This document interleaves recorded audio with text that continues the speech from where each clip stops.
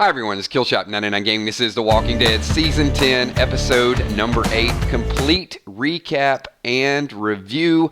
We are here live. This is the post-apocalyptic Walking Dead, Talking Dead, after everything else has happened. We are still here when the smoke is settling. I want to thank all of you guys for being here. We got a lot of messages today. It was almost as if The Walking Dead was dead. Can't wait till February. Guys, we're going to be here December, January, February. Got lots of stuff to talk about before we get into tonight's recap. And I'm sure we're going to go probably forward thinking into the world beyond, a couple other topics. But I do want to give a shout out to the Patreon Army. Thank you so much for everything that you guys do. And also the PDL sponsors. Alpha is trapping people. Absolutely trapping people. We'll touch on that. We want to keep it lighthearted as well. We have a lot of fun when I won't say we'll criticize The Walking Dead, but we do want to talk about a couple things that were a little Fear the Walking Dead convenient last night. Like the trap, but let's save that because we're going to go through a more kind of chronological order. I will say, though, Rachmaninoff is not whistleable. It's very tough. You can't... I tried to whistle it earlier today, and I could not. So I got just...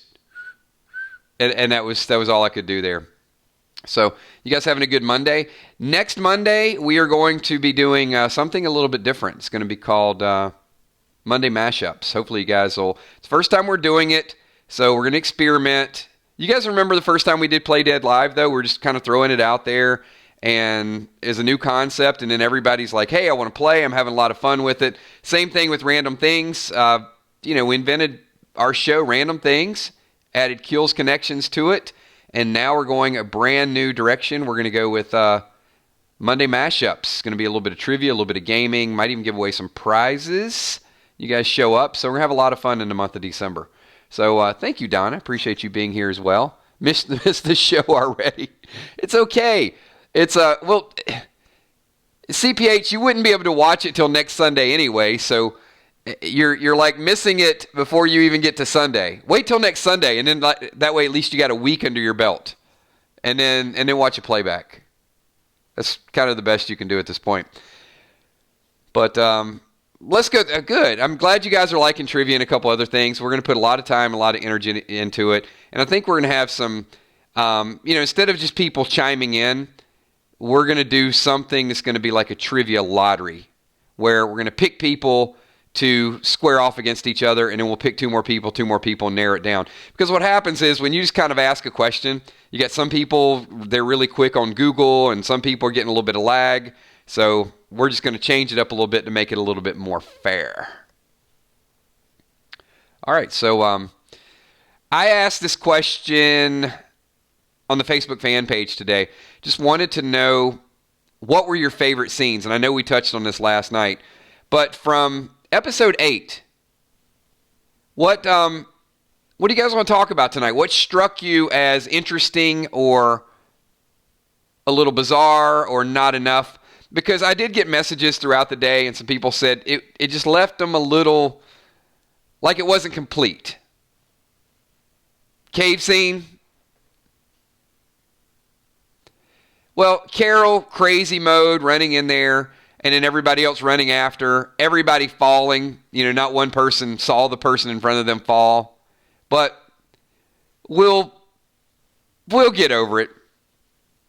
I've never fallen in a cave, so I can't tell you from experience. It was dark. That's all I will say. Exactly, Natalie. Where's Virgil's boat at? I do want to know the answer to that.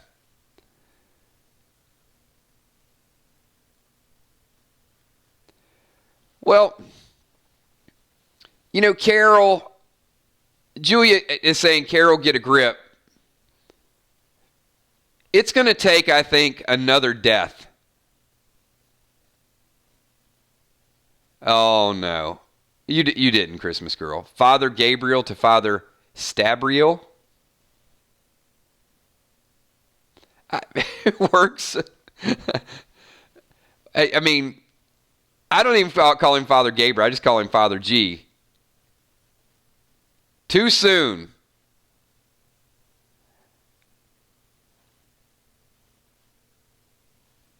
I'm trying to hate Dante more. What is wrong with me? Maybe you guys can help me out. Why did I not just smile and feel good when he died? I mean, he's a villain. There was just something about him, though. I'm not saying I wanted him to live. I just don't know if I was quite ready for him to die. Maybe that's it, Taya. He was interesting to me.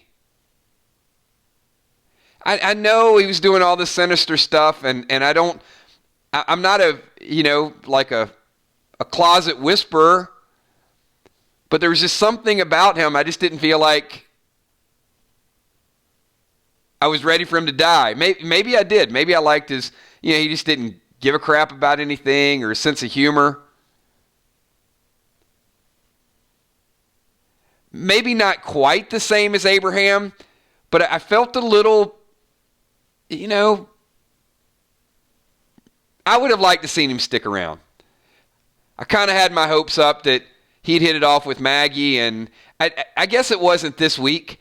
I was sort of more attached to him from previous episodes.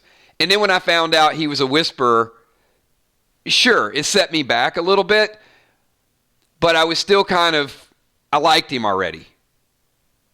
Does that make sense, Stephen Kemp? I get it, no second chance for him, but because they kind of endeared you to him a little bit, it was hard to hate him in 2 episodes to the level that I needed to hate him. Bamber Kitty, Eugene, Sadiq, Father G, brother husbands. Yeah, I mean, that's an interesting situation. And, Bamber Kitty, let's take it a step further. So, what do you guys think about it certainly looks like a Eugene-Rosita kiss. Is it real? Is it Eugene daydreaming? They wouldn't do that to us, would they? I mean, they would. That's got to be a real kiss. I don't think they would put that in the hyping it up for the second half just to make it into a dream.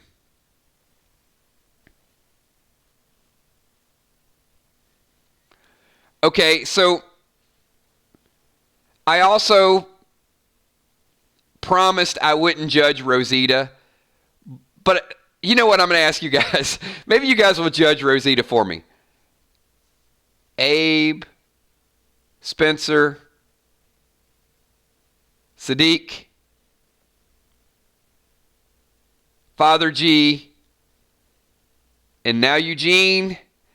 Come on, man.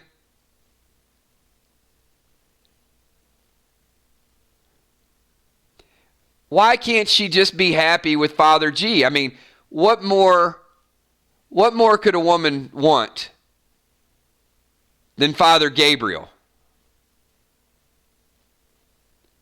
He just burned somebody for her.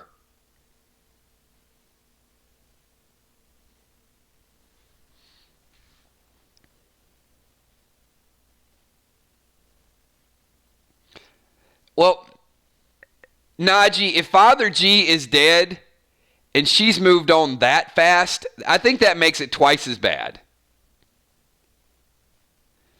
And, I mean, she did say to Sadiq, that man doesn't have a jealous bone in his body, and then she got they were sitting in bed and she got the cough all of a sudden that interrupted that.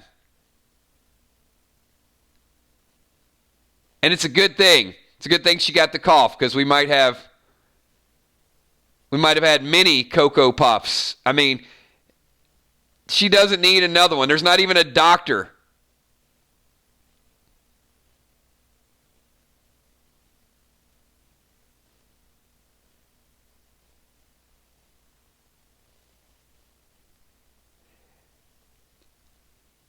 If this kiss is real, I think there's a timer on Rosita's fate. I just don't think she's going to last very long.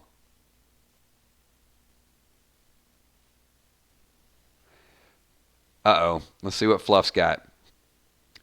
When Fluff super chats, I almost feel like I'm at the the Grammy Awards, and I'm getting ready to take his comment out of an envelope. So here it is. If a one-eyed homicidal priest doesn't get revved up, then I don't know what will. Hey, works for me, Fluff.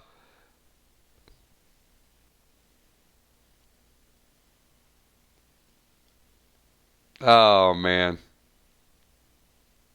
We're going to have to give away some Kills coins tonight. Well, actually, the Kills coins tonight, tomorrow, Wednesday are going to be carried over. If it wasn't enough that The Walking Dead just ended on Sunday, it's like I gotta doubly break people's heart because there is no Play Dead Live on Friday. As you guys know, it is a holiday weekend, so we will be taking an additional week off. Now, we'll be back the first week of December. We're not taking like a 3-month hiatus. We are going to be back with Play Dead Live. And according to what you guys wanted some more PvP. You guys like the team versus team. So I think we're going to roar into December with 2 Play Dead Live teams and have some fun with that again. Appreciate that. Cocoa Puff the like button.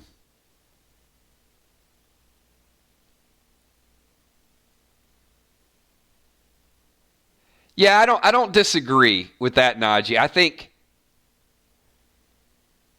Abe did move on first. And then all hell broke loose with Rosita after that.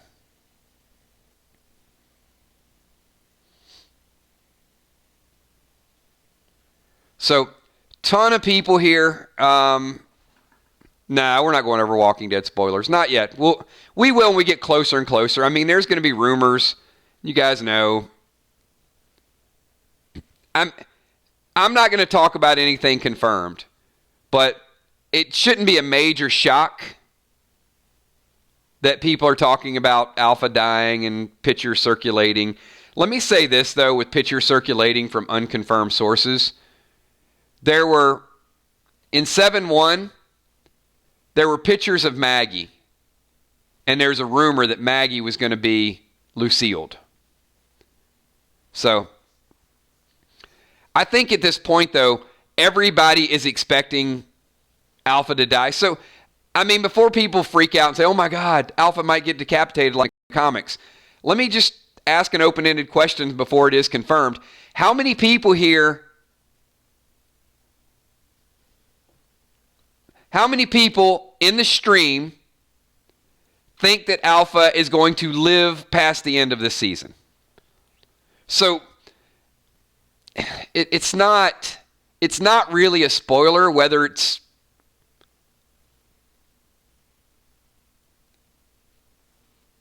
being discussed. It's not confirmed yet.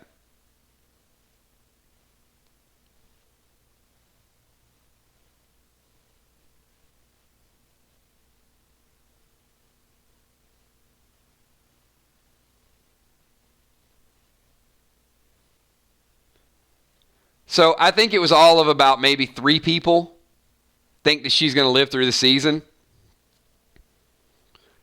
I would love to see it. I've been making that argument for some time, that let the villain sneak away, let her be out there lurking, absolutely love it.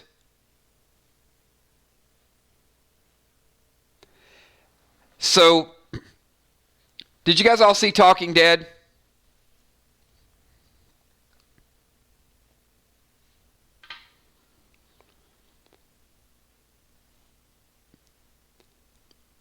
Because if you did, I'm going to give away the first Kills coin of the week.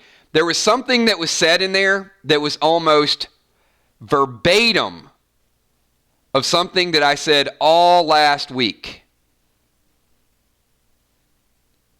Doesn't necessarily have to be a prediction, but Seth Gilliam said something related to the second half of the season, and the first person that can tell me what it is will earn the first Kills coin of the week. As I said, we're going to carry these over, but the only reason I'm asking this question is because as soon as he said it, it was like, that sounded like the exact words.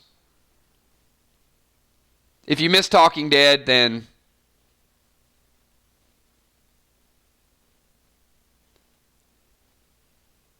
all right.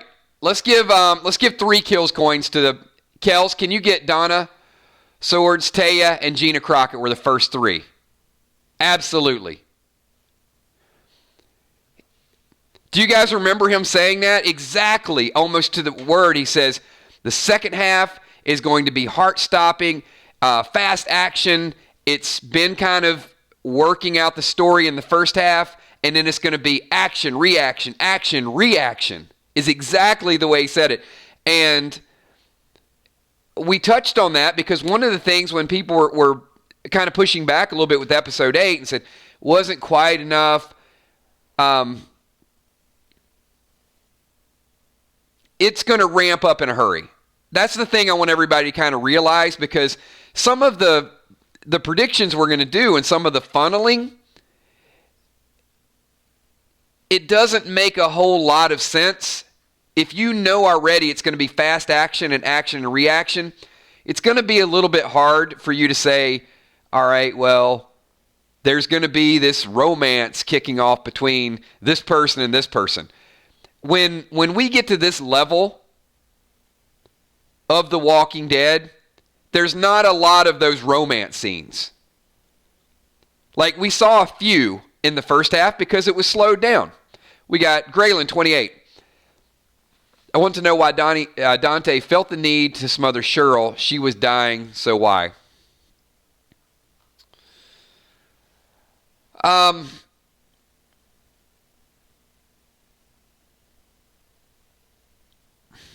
You know, Graylin, anything is going to be speculation at this point, and I think we'll get some pretty good ideas.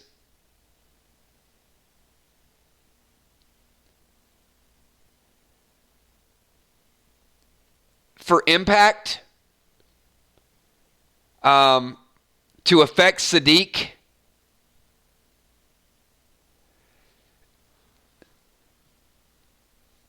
to ensure that the people are going to die. So, Graylin, here's what I think. Dante's probably not an expert on water. And what happens if a few of these people get sick and nobody dies? So I don't think Dante knew without a doubt that the water was going to kill them. So by smothering Cheryl, he wanted to make it look as if, hey, people are dying, and just kind of freak people out a little bit, get people scared of whatever's going on.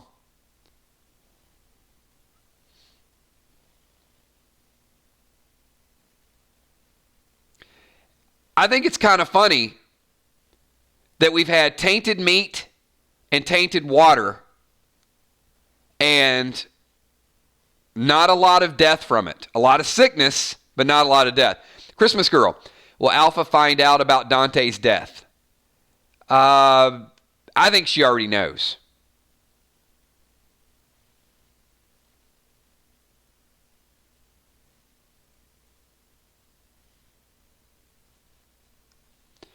Probably, she hasn't seen him. She didn't get that last message. I'm sure she has a good idea.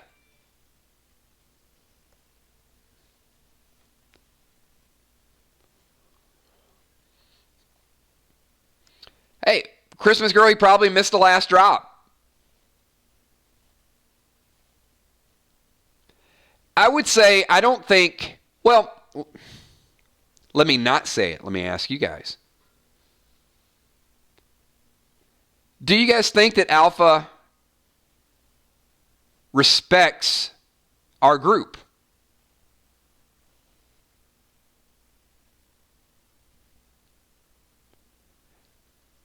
Maybe she's a little bit afraid of them.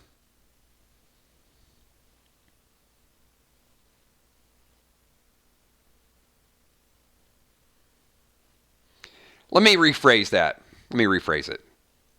You guys are going the wrong direction with this. I don't mean like respects, like I'm going to salute you sign of respect. Do you think that Alpha respects their ability? Let me stop.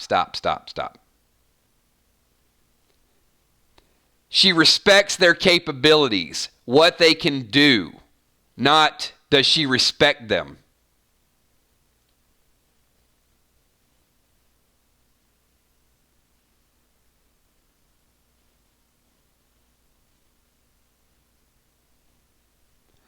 See, I wanted to phrase it that way because if she didn't, I don't think she would feel the need to put people in on the inside and sort of break them down.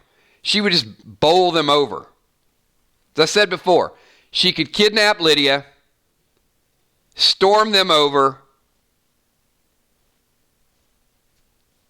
and then there we are. But there's a lot she still doesn't know about them, and she doesn't want to force them to fight.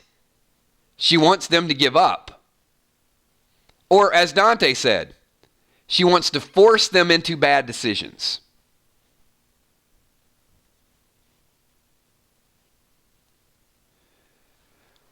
So, yeah, Mist, afraid of them because I tread lightly using the word afraid of them because I don't think that Alpha is afraid of them. I think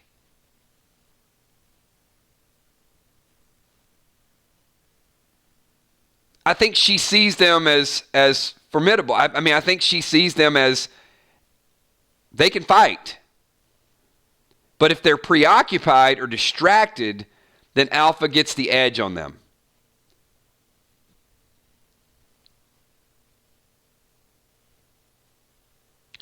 And maybe she doesn't know their firepower.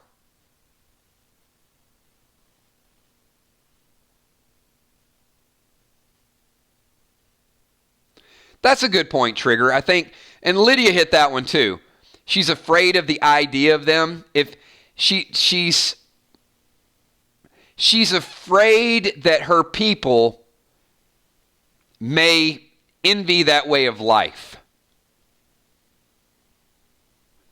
So maybe that's her fear. Donna super chat and says, do you think the Whisperer standing by Coco's bed is going to kidnap her? So once again,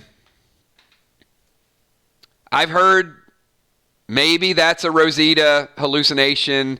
Maybe it's a dream.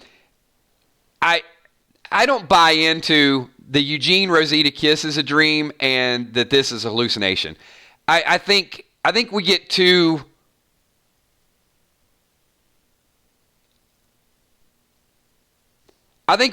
caught up in the fantasy of what it could be. I think it's real because the Whisperers are pushing into Alexandria. So if they're pushing into Alexandria, and let me ask you guys, because we made this prediction at the beginning of the season, how many people here were a part of our stream when we said Coco would likely be kidnapped?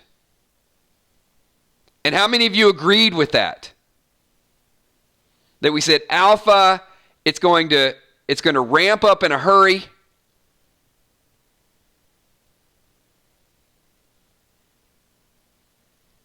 So I'm not giving up on that. I still think that that's going to go down. And I'm going to tell you why. I'm going to tell you why it's not a dream or hallucination. Because I'm going to use some of my bad Southern English here. We ain't got no time for more hallucinations. Look, this is the second half. The second half is going to be fast and furious, action, reaction. Second half is not about paranoia. That was the first half. The second half is about war. And it's about things happening to provoke this war and to push this war forward. For example, you mess with Rosita's baby, they may not kidnap Coco. If they do, it's on. If they don't, it's still on. Either way, You come after her baby, you're going to be in trouble. Ecom, this might be the first group she's dealt with that sees as a threat to her horde. She needs to break them down first before she uses her best weapon. It's a good point, Ecom. So why fire all of your bullets? Because it's so hard right now to herd all those things up. And they got to herd by day, and then she's got to keep the peace, and then she's got to brainwash them, then she's got to feed them. I mean, there's a lot of stuff going on with the Whisperers too. Because if you're a Whisperer, you probably don't like that way of life, so it's always a constant battle of Alpha trying to keep you believing that this is a good way of life. So if somebody comes along and they can show you something better, you're jumping off Alpha's boat and you're going somewhere else. So there's, fear, but reward, all of those things. Fear only goes so far.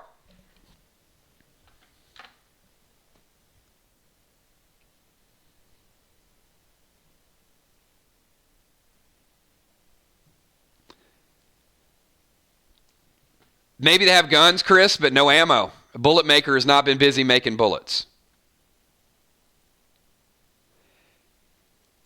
And look, hey, I'm not going to take off the gloves and say this is going to be a knockdown, drag out one of those streams. Very rarely do I, put my foot down on something and say, this is kind of, I feel this and I think this. I'm just going to say any theory for the second half of the season that involves I think it's a dream, I'm going to have a hard time believing that. For me, it's a lot easier to believe that everything that happens going forward is going to be real and it's going to be fast, because I think they did most of that in the first half. That story's played. I don't think it's going to be entertaining for the audience just to have a whole bunch of people daydreaming at this point. That's all. I mean, just be ready. When Alpha gets in trouble, there's a lot of things that are going to happen in a hurry, like overwhelming Alexandria.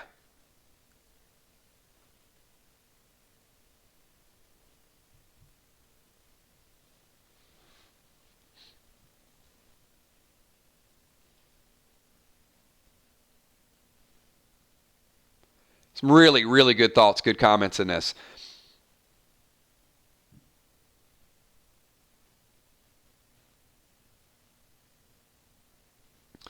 Tay, I think a lot of it really comes back to how hard we predicted it in the very beginning. And we haven't seen all of those, but we've seen some of it. Right? I mean, a lot of our conversations and a lot of our funnels and predictions were, our Alpha still needs to check off this list, A, B, and C, for us to really resent her. For example, you guys still feeling a second Pike scene? Leave your thoughts and comments below. Steve Smitherman, kills. Have you already discussed who it could possibly be coming at Magne and Alpha? Steve, you mean that the Talking Dead exclusive sneak peek?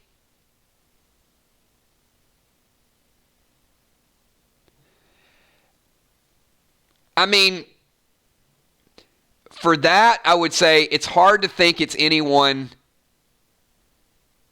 except Alpha. However,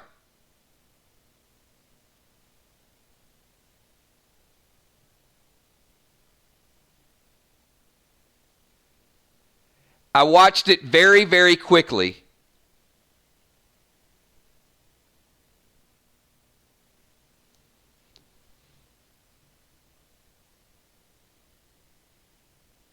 Let me get a couple comments in here.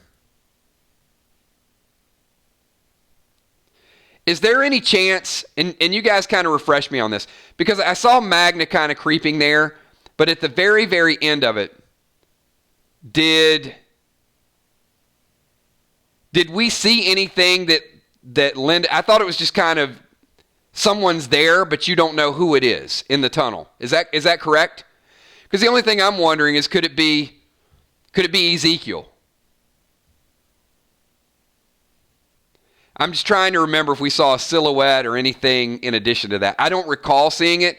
I thought it was kind of her, and then you see someone else coming at her.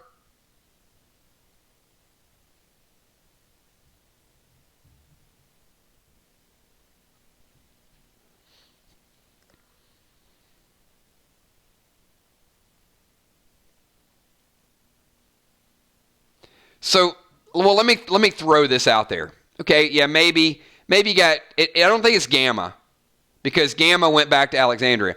And I don't remember from the preview if Ezekiel was back in Alexandria. I will say this. Ezekiel would have been very well served to follow them out there just to lend a little bit of support, even though it wasn't needed.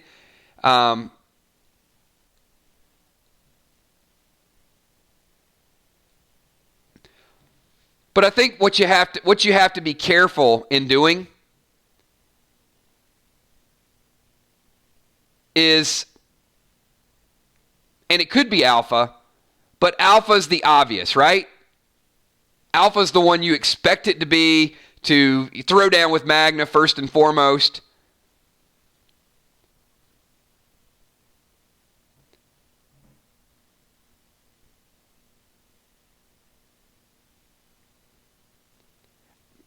The only thing I can think is I'm just going to have to go back and watch it over and over again. See if we can piece together any clues. I've seen it. You guys might have seen it a few more times than I have. But I saw the sneak peek, and then I saw the other sneak peek. That's it. Northside Queen, do you think Negan will say Beta is the traitor? So that was a pretty interesting comment, too, where he said the spy is on the inside. But I don't think that is related to Beta. I think Negan is basically ratting out Gamma.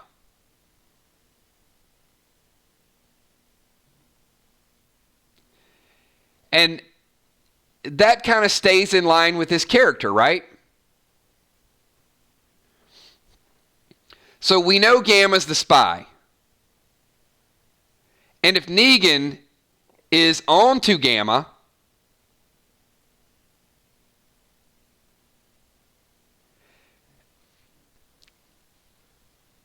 then, well, let's think about that. So Ron, sure, he could be talking about himself. I don't think he's going to go down that road. I think Negan is neutral. I think Negan left.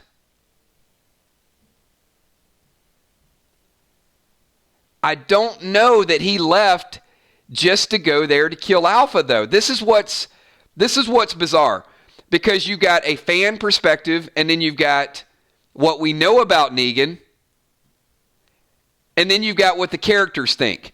Now, if we ask this group right now, how many people think Negan is there for Alexandria, he's there to get over on them, but we haven't really seen anything to show that. I mean, he's been a pretty good initiate. So, Planet Earth, that's what it appears to me. Negan has one objective, and it's to stay alive. So, my question for the group is it possible? Hang on, don't think too far into this question, because I really need your unbiased opinion with this.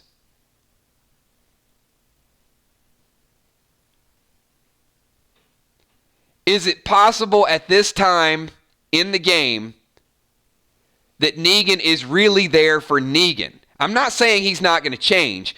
I'm not saying that he doesn't see the fear with Judith and kind of go back. Negan has the ability to do both. So is it possible that he's really drinking the Kool-Aid right now and he's buying into this Whisper ordeal, and then as things start to happen and it gets a little too dark for him, that he could flip-flop back? But at this moment, that Negan is going to lead the audience to believe that there's no secret partnership with Aaron or Carol or anybody else, that he's just there trying to blend in. I get that. I get all the stuff with Judith.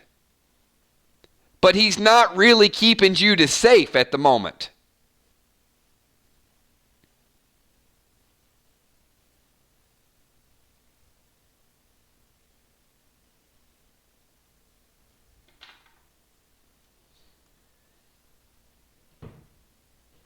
So, to kind of go back to my point, is Negan potentially calling out Gamma?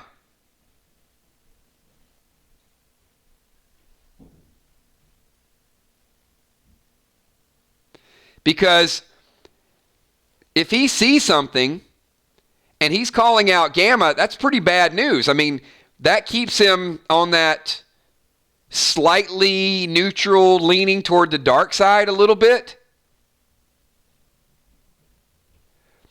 And so, mixologist, I want to see how the audience feels about that. So if Gamma is probably the most innocent of the Whisperers right now, she's certainly trying to help the group. If Negan gets her killed, that doesn't scream out like, hey, I'm trying to help the innocent people. Now, I will agree with you. Judith is substantially more important in Negan's mind than Gamma. But it still doesn't feel right. Casualty of war, certainly. So,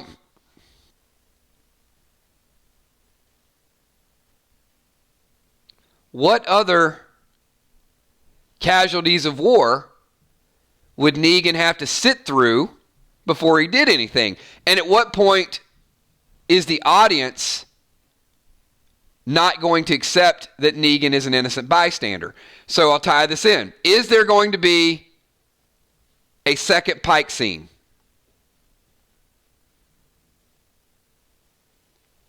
Got Ben Stevenson. What if Alpha makes him kill her to test him? Absolutely, Ben. I have a problem with that. And if I was Alpha, we mentioned that a couple weeks ago, Alpha's initiation is weak up to this point. Very weak. So I certainly could see a bigger initiation. Najee, I think Negan maybe trying to cause paranoia within the Whisperer group mirrors what Dante did in Alexandria. Ooh, I like that.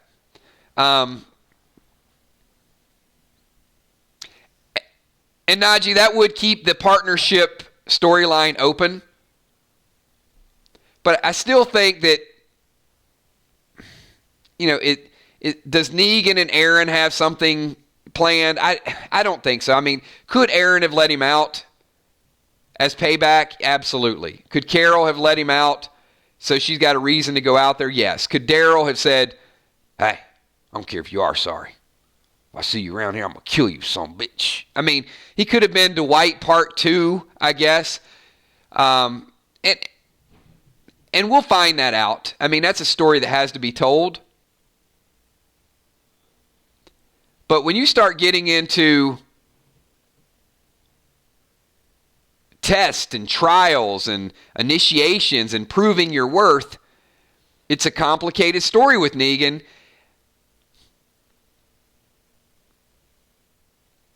And here's where I will give up on it. If there is a second Pike scene and Negan witnesses it, if it's Magne, if it's Jerry, if it's Ezekiel, and Negan kind of stands idly by, whether it's a casualty of war or not, then I would say at this moment, it doesn't really matter. His long-term play is for Judith. I'm not a big fan of Magne, but we know what Magne brings to the table for the most part. And if Negan stands there like Dante did, and Magne gets decapitated and put on a pike, Well, he's not helping the group in my mind. Unless he flip-flops back.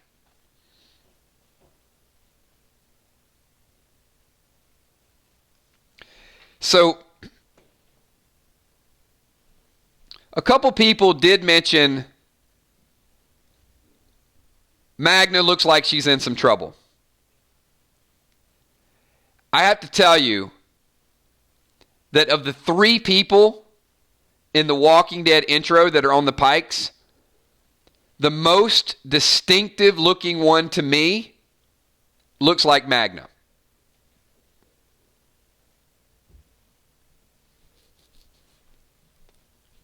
I think at first we thought it was Rosita. It looks like Magne to me now. So if I see somebody on a pike that looks like Magne, and Magne is going through the tunnels by herself, and she's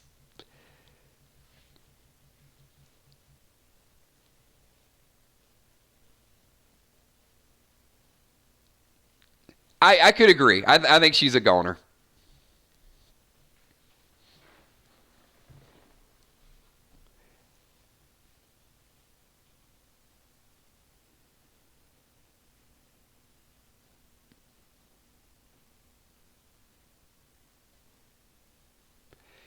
So,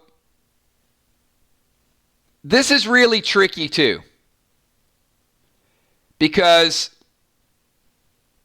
there's another pike, and many people here thinks it looked Jerry, right?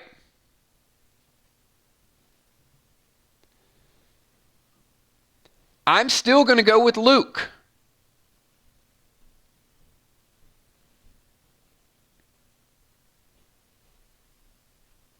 I'm going to go with Luke because Luke made his way to Oceanside. They're going back, and Scott and Michonne had the conversation. The longer we're out here, the more likely we're going to run into them. Michonne is out on a boat. That group is in trouble. Now, Judith, I think, is going to make an escape. But something's going to happen. Mark my words. Bold prediction, bold beyond bold predictions.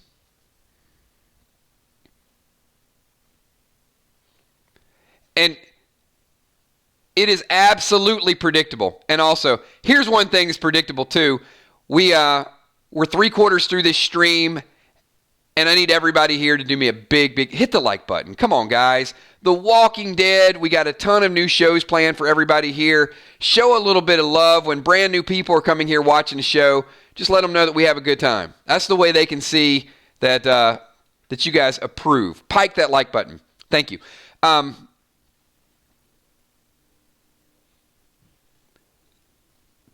So here's what happened. And I'm going to minimize it. Luke, Scott, Judith, Michonne, they have this epic ride from Hilltop to Oceanside.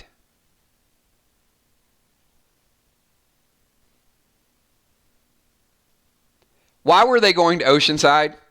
Can anyone remind me why they left Hilltop to go to Oceanside?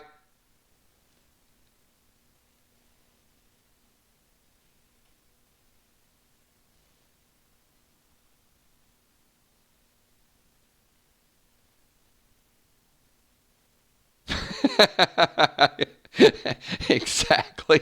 I love it, Storm. I forgot.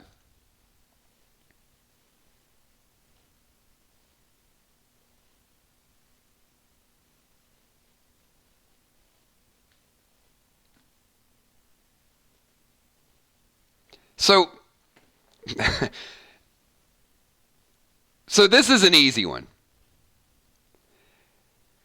So all this crap's going on back at Alexandria. You just had Somebody cut down a tree in Hilltop, but yet they're going to Oceanside. And on the way to Oceanside, they stop at a library.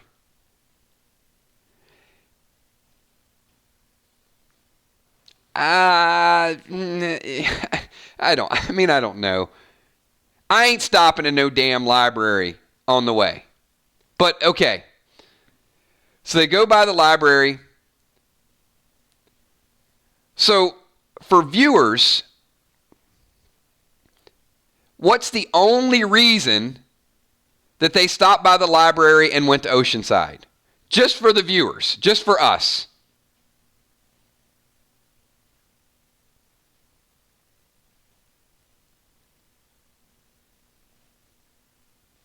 Exactly. Perfect. It was all set up for the Virgil intro. This is where we're going to do a little bit of funneling and a little bit of common sense writing. Okay? So we meet Virgil at a library. We don't really know why they were going to Oceanside. A security breach, supplies, whatever.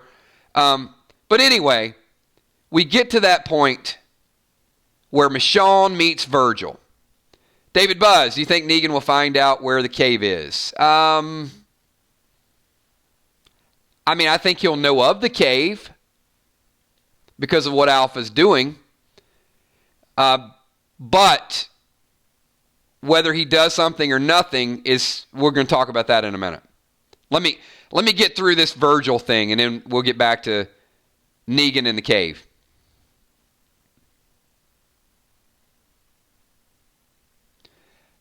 You know what, Ben? I think that's a great idea. How many people would buy a 999 funnel? We'll just keep it for future reference. Maybe there'll be one of those items down at the bottom that you guys can pick up, the 999 official funnel. And then we'll do a 999 funnel cake. So we go through this whole ordeal. We get everybody to Oceanside just so Michonne can meet Virgil. Why?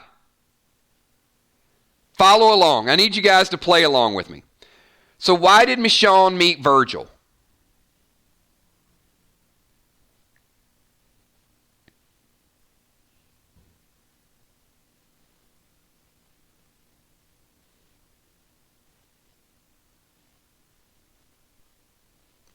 This is where it gets a little tricky, right?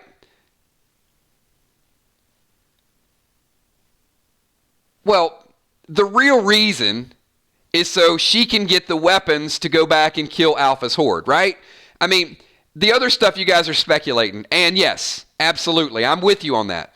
But if you're just going point A to point B to point C, they go there, they get distracted, they end up at a library, they meet Virgil. Virgil happens to be the same person that's stealing their boat. He's stealing their boat, which leads to the weapons, and the weapons are supposed to lead to her getting the weapons and then coming back and killing Alpha and the herd, and we win, and everything's done happily ever after. That's where we have to stop it.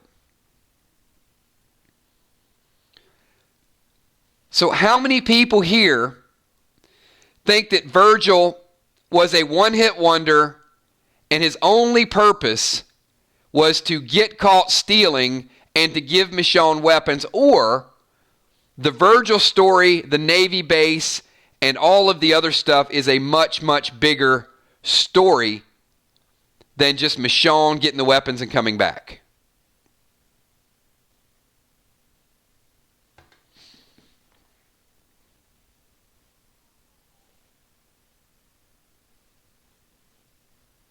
All right. So, now we got Virgil, who was introduced, who may be on to bigger and better things. We've got Michonne, technically 5 days behind the group. 2 days out, 2 days back, a day ride to Alexandria. So 5 days away from Judith. If Michonne goes straight there, gets the weapons, puts them on the boat, comes back, that's going to seem a little uneventful. Christmas Girl, EW says, deny only one more episode, episode 12. Don't disagree with that. Here's what everybody is missing.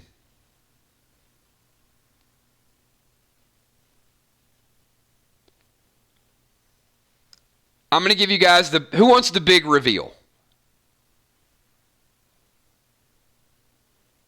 It's right there in front of us. I'm going to give you guys two big major things. There's no doubt about it. All right.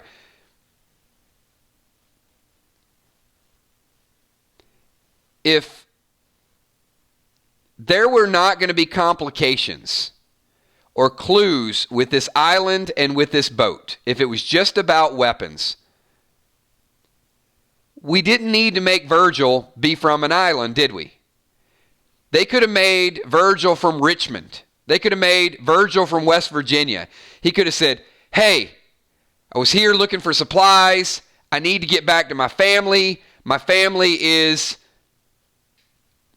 across the Shenandoah River. So the boat and the Michonne exit are going hand in hand. I'm not saying Virgil's lying. What I'm saying is that getting Michonne on this boat is not about going and getting the weapons. It's about getting Michonne away from Oceanside, away from the group, out there in a different area where maybe she doesn't make it back. That's part one. Otherwise, like I said, she's going to get something.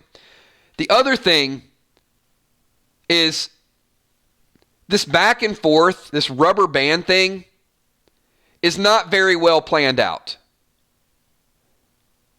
They get to Oceanside, and Michonne goes on a boat, and Judith is going back to Alexandria. As quick as they got there, she's going back. So the writers plan this out to get that group. That group is going to be ambushed on the way back. They're not making it back. So take it for what it's worth. And I don't think there's any way that Michonne dies. I think there's no chance Michonne dies.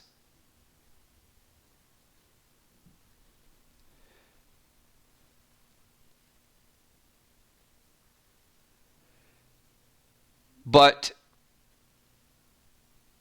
let me ask you guys this, and it is set up perfectly.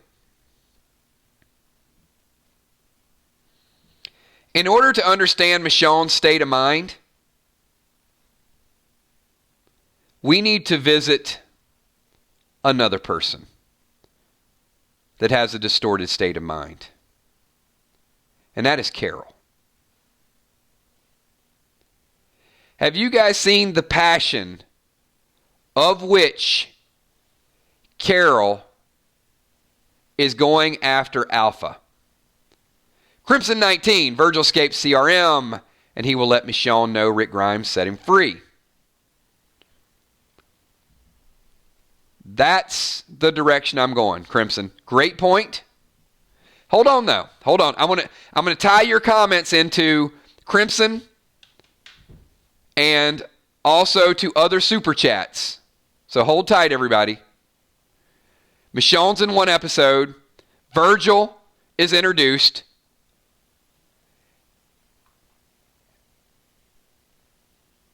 And then we're going to talk about Negan in the cave and the dilemma. All right. So all of you saying Carol's messed up right now. Carol is blinded by her obsession. Would you agree with that?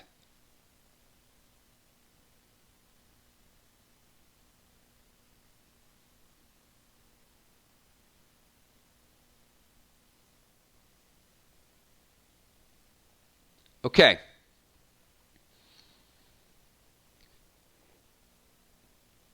Who is the most important person in Michonne's life?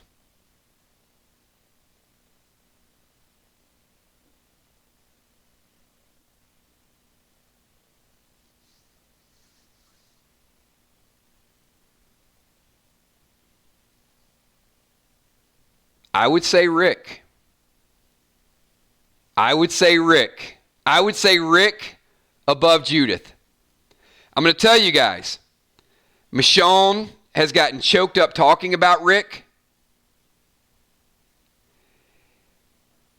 When she says two things that shows her current state of mind. Number one, when she tells Virgil, get back to your family, you shouldn't leave your wife and kids to worry about you. She still got Rick on her mind 7 years later. When she says to Judith, go stay with your Uncle Daryl.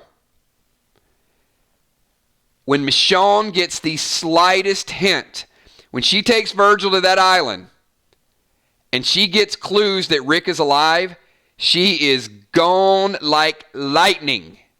She's going to piece it together, say Judith's going to be okay with Daryl. Look, I'm not saying it's going to be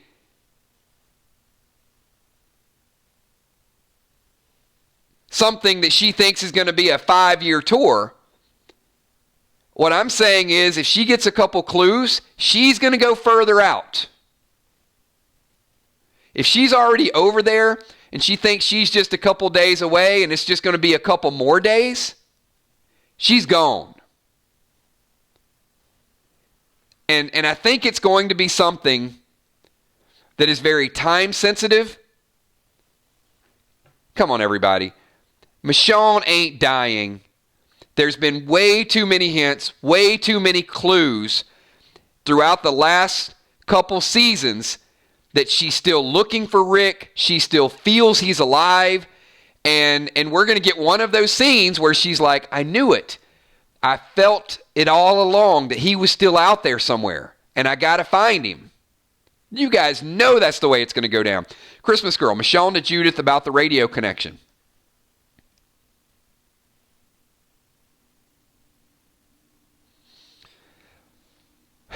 I mean, the way that I see this going down, Christmas Girl, is that Judith is going to get out of range and Michonne is going to probably get closer to range.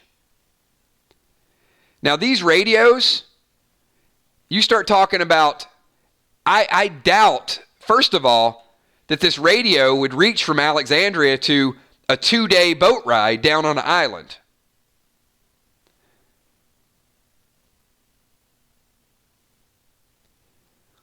But whether Virgil knows Rick or not, I think it's going to go down like this. I think Michonne's going to get in range of Rick's radio. She's going to hear Rick's voice over the radio, and then she's just going to get possessed, like Carol, of I got to find him. I got to find out where he is. Where did that voice come from? And she's gone.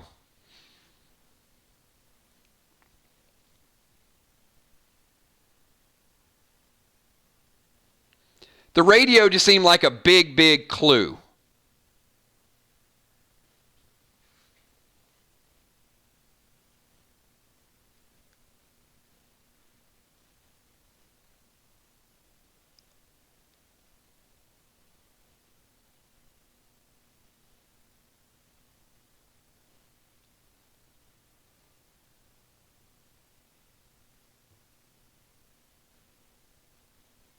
No, they're not.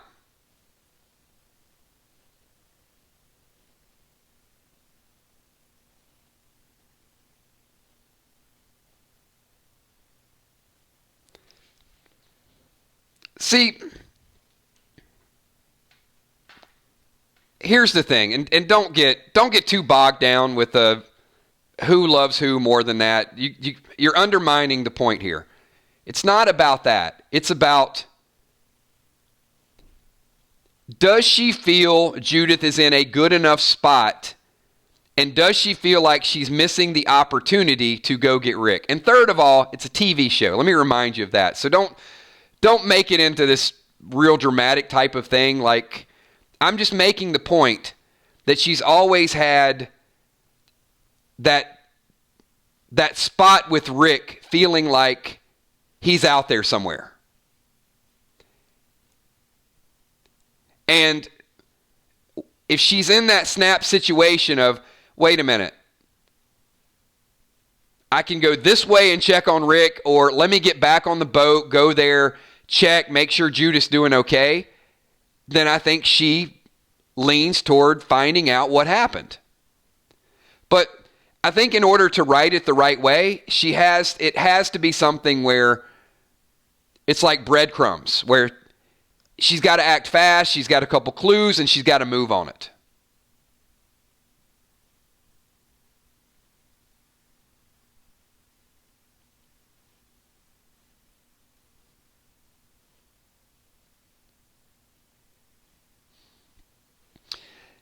Yeah, the Russian to English dictionary, now,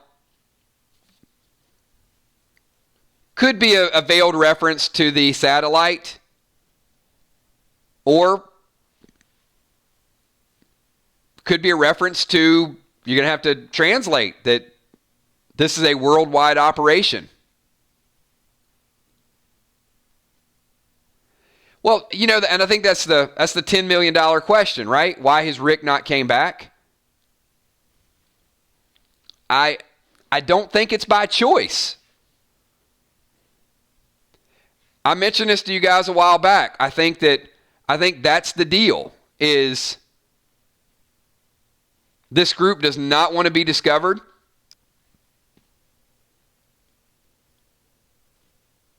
That if Rick were to try to go back,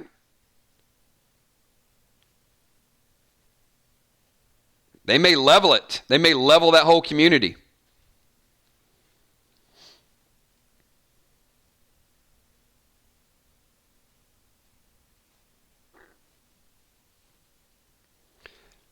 There's a lot of, I think it's all speculation until we see the movie. But I don't think Rick, there you go, Paris. Rick is probably dead. Yes, he's never going to make that movie.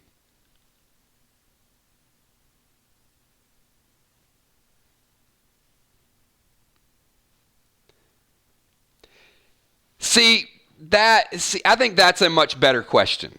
Jay Smart, why would you send a child on a trip knowing Alpha was out there somewhere?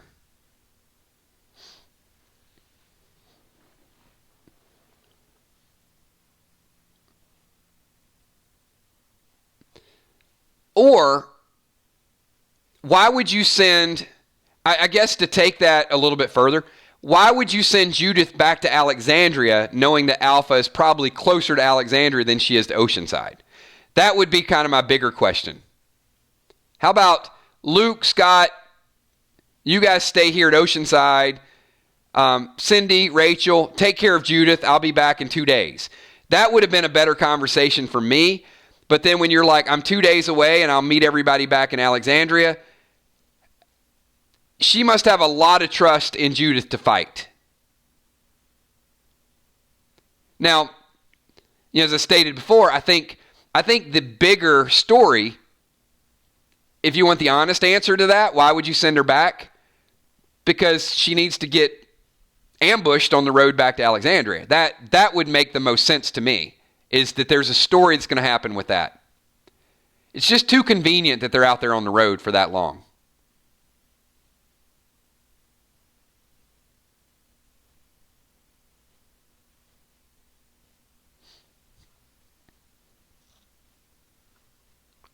And Luke is a Pike.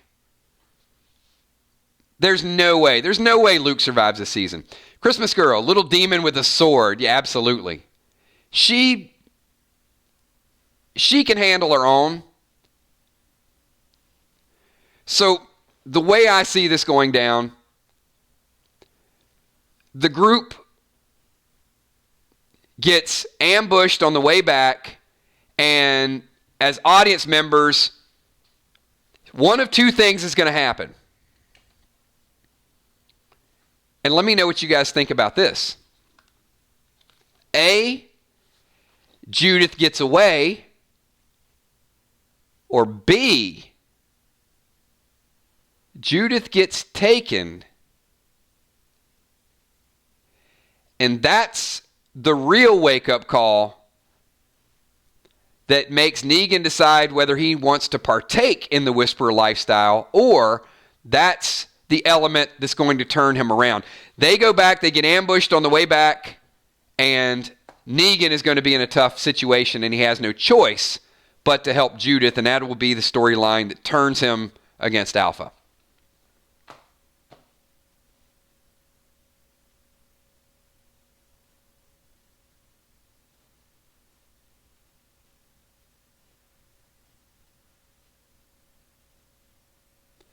It's all got to kind of work itself together one way or another. Hey, everybody, we are an hour and 5 minutes. You guys thought we wouldn't have Walking Dead stuff to talk about. We got so much stuff to talk about. We're going to be funneling this thing all week long. Tomorrow night, we're going to be doing double shots. We will be here at 7 o'clock tomorrow. We're also going to do a follow-up stream at 9:30. And then on Wednesday, we will have one stream. And then Thanksgiving, we're going to take Thanksgiving off, Black Friday off. And we will be back on Saturday doing our Coffee with Killshot. We'll do a regular Sunday stream, and then next week is going to be a whole lot of Walking Dead madness, some trivia, some mashups. Random Things is back next week. PDL Live is back next week. We're going to do our what-if scenarios. So believe me, it'll be February before you know it. You guys show up here every night. Let's have a good time. I want to thank all of you for being here. Special shout out to the Patreon Army in the top left-hand corner. If you guys are interested in becoming a Patreon, there's a link down below. Patrons are my partners, polls, surveys. They're adding to the game. Dead Dimes, everybody.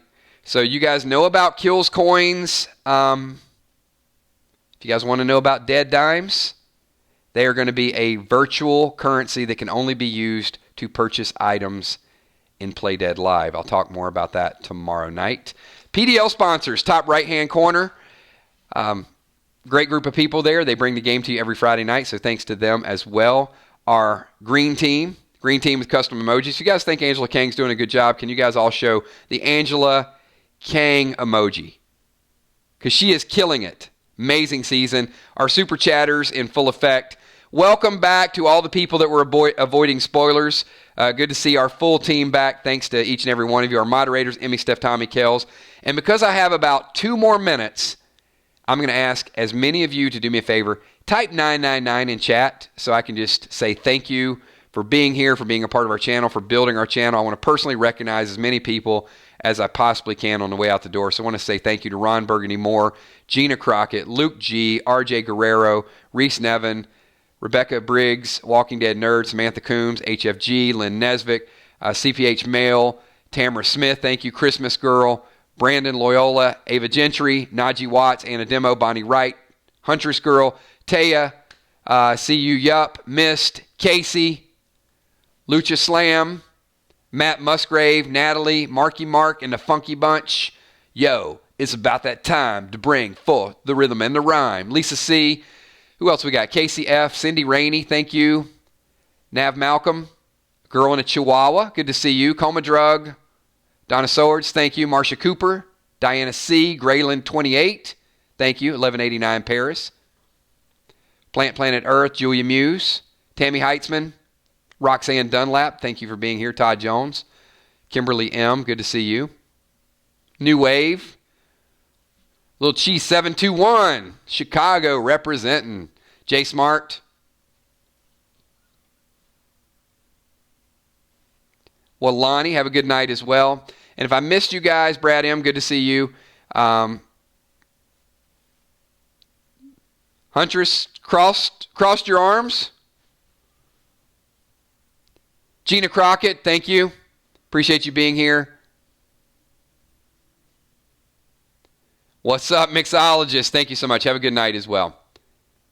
All right, hey, if I missed you guys for any reason to shout out, I'll try to catch you the next time. We'll be back doing this tomorrow night at 7 o'clock. Look for double shots where you get a chance to talk about theories, predictions, news, sometimes spoilers, reactions, all of the above. And at 9:30, we'll do a little bit more of this complete recap. We got through about half of it because you guys love talking about the future, not the past. Thanks, everybody. I'll talk to you all tomorrow. Peace.